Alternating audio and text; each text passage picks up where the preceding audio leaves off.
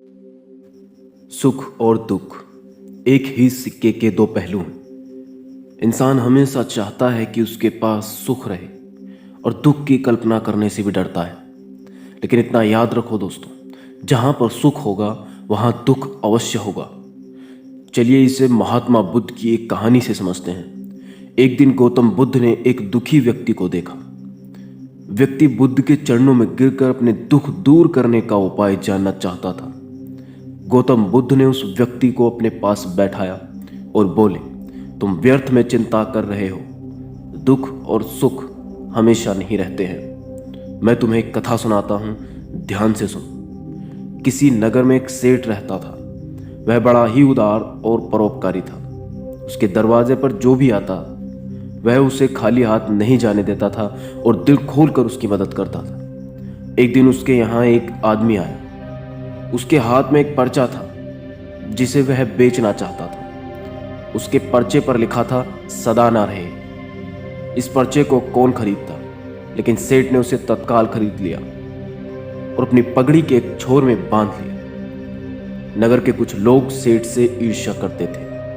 उन्होंने एक दिन राजा के पास जाकर उसकी शिकायत की, जिससे राजा ने सेठ को पकड़वाकर जेल में डाल दिया। जेल में काफी दिन निकल गए।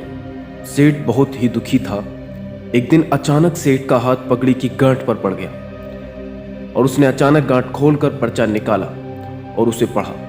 पढ़ते ही उसकी आंखें खुल गई। उसने मन ही मन कहा, अरे तो दुख किस बात का। जब सुख के दिन सदा न रहे तो दुख के दिन भी सदा नहीं रहेंगे।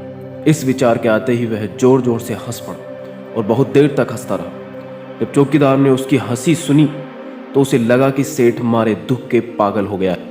उसने राजा को खबर दी। राजा आया और सेठ से पूछा, क्या बात है। सेठ ने सारी बात बता दी। उसने कहा, राजन, आदमी दुखी क्यों होता है। सुख दुख के दिन तो सदा बदलते रहते हैं। सुख और दुख तो जीवन के दो पहलू हैं। यदि आज सुख है तो कल दुख भी होगा। हमें दुख का मुंह भी देखना पड़ेगा। यह सुनकर राजा को बोध हो गया। उसने सेठ को जेल से निकलवा कर उसके घर भिजवा दिया।